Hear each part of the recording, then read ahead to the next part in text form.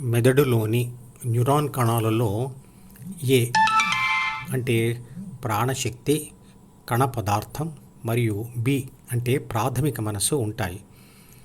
Neuron కణాలలోని A+B రెండూ కలిసి ఈ అంటే జ్ఞానేంద్రియాల ప్రపంచాన్ని అనుభవించినప్పుడు ఆ అనుభవాల సారంతో రెండు న్యూరాన్ కణాల మధ్య స్థలంలో ద్వితీయ మనసు అంటే సి మరియు డి ఏర్పడుతుంది. సి మరియు డి ఏర్పడే స్థలం శిశువుకి మొదట ఖాళీగా ఉండే తెల్ల కాగితం లాంటిది కాబట్టి ఆ శిశువుకి సి అంటే అహం ఉండదు మరియు డి అంటే ప్రాపంచిక సమాచారం మరియు కోరికలు శూన్యం. ఎందుకు అంటే శిశువు యొక్క ద్వితీయ మనసులో అహం మరియు ప్రాపంచిక సమాచారం మరియు కోరికలు ఇంకా నింపబడలేదు కాబట్టి. శిశువుకి కోరికలే ఉండవు కాబట్టి ప్రయత్నాలు ఉండవు. అందువల్ల ఓటమి, గెలుపు అనుభవాలు ఉండవు. ఓటమి అంటూ ఏమిటో తెలియనప్పుడు ఆ శిశువుకు బాధలు, ఒత్తిడి, భయాలు ఉండవు.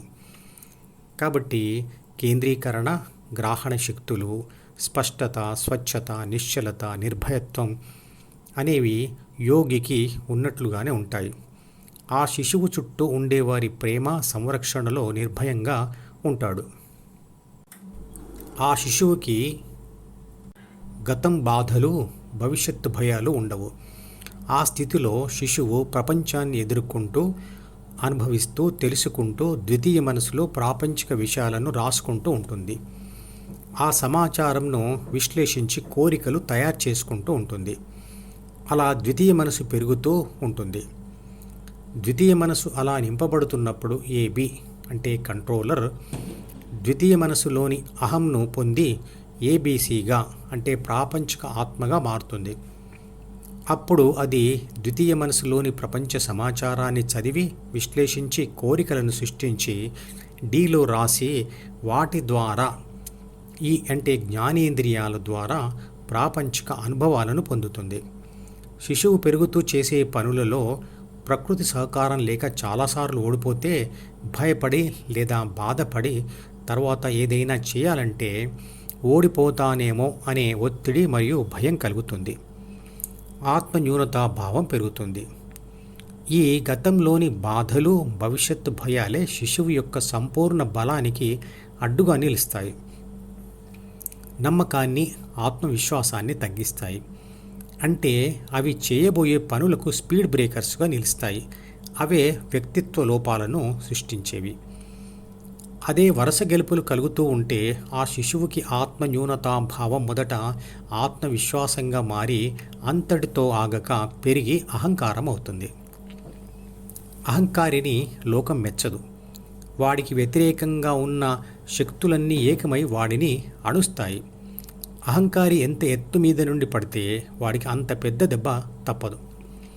ఎవరైతే తమ బలం, బలహీనతలు తెలుసుకొని వాటి ఆధారంగా బయట నుండి వచ్చే అవకాశాలను, అవరోధాలను తమకు అనుకూలంగా మలుచుకుంటారో మరియు ఎవరికైతే ప్రకృతి సహకారం ఉంటుందో వారికి గెలుపు తథ్యం. ఈ 4 పదాలకు అంటే బలం, బలహీనత, అవకాశాలు, అవరోధాలకు సమాన అర్థం ఇచ్చే ఇంగ్లీష్ పదాలు అయిన స్ట్రెంగ్త్, వీక్నెస్, ఆపర్చునిటీస్ అండ్ థ్రెట్స్లోని మొదటి అక్షరాలను కలిపితే వచ్చే స్వాట్ అనే పదం, స్వాట్ అంటే SWOT అనే పదం మేనేజ్మెంట్ పుస్తకాలలో గెలుపుకు ఉపయోగపడే పద్ధతిగా చెప్తారు. గుర్తుంచుకోవలసిన విషయం ఏమిటంటే మనం ఎన్ని ప్రయత్నాలు చేసినా చివరి నిర్ణయం ప్రకృతిదే. మన సంపూర్ణ బలాన్ని మనలోని మానసిక బలహీనత తగ్గిస్తుంది. అంటే ఆ బలహీనత తొలగిస్తే బలం పెరిగినట్లే కదా. బలహీనత పూర్తిగా తొలగిస్తే వచ్చే సంపూర్ణ బలం గెలుపుకు కారణం కావచ్చు.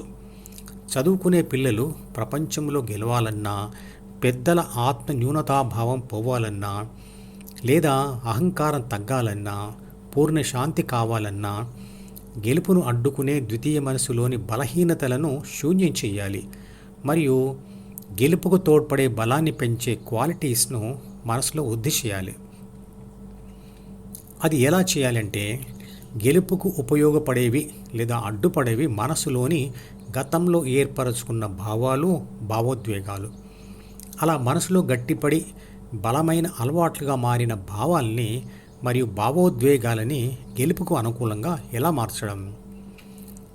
మొబైల్ ఫోన్ను మరియు కంప్యూటర్ను రీసెట్ చేసినట్లుగా ద్వితీయ మనసును కూడా రీసెట్ చేయాలి. అంటే మనసును ఆఫ్ చేయాలి. ఆ తర్వాత ఎప్పుడంటే అప్పుడు ఆన్ చేసుకోవచ్చు. అది ధ్యానంతోనే సాధ్యం. భౌతిక శాస్త్రంలో విశ్వశక్తితో సహా అన్ని శక్తులని పరిమాణం మాత్రమే కలిగి దిశ లేనివి అంటే కోరిక లేనివి అన్నారు. వాటిని ఆంగ్లంలో స్కేలార్ యూనిట్స్ అంటారు. అంటే ప్రాథమిక మనసును చదవడం వదిలివేసిన ఆత్మశక్తి కూడా స్కేలార్ యూనిట్ అవుతుంది. దిశను నిర్దేశించబడిన శక్తిని భౌతిక శాస్త్రంలో వెక్టార్ అంటారు. అంటే విశ్వశక్తితో సహా ఏ శక్తికైనా దిశ మరియు గమ్యాన్ని ఏర్పరిచే సూచనలు ఇచ్చినట్లయితే అప్పుడు ఆ సూచనలతో కలిసిన శక్తి వెక్టార్ అవుతుంది. ఏ అంటే ఆత్మశక్తి అంటే స్కేలర్కు, బి అంటే ప్రాథమిక మనసులోని 3 బాధ్యతల మరియు 6 గుణాల సూచనలు కలిసినప్పుడు A+B అంటే కంట్రోలర్ వెక్టార్ అవుతుంది. అంటే అది ప్రపంచం వైపు డైరెక్ట్ చేయబడిన ఆత్మ అవుతుంది. అలాగే కంట్రోలర్ ద్వితీయ మనసులోని అహంను పొందినప్పుడు మరియు డిలోని కోరికను పొందినప్పుడు కూడా అది వెక్టార్గానే ఉండిపోతుంది.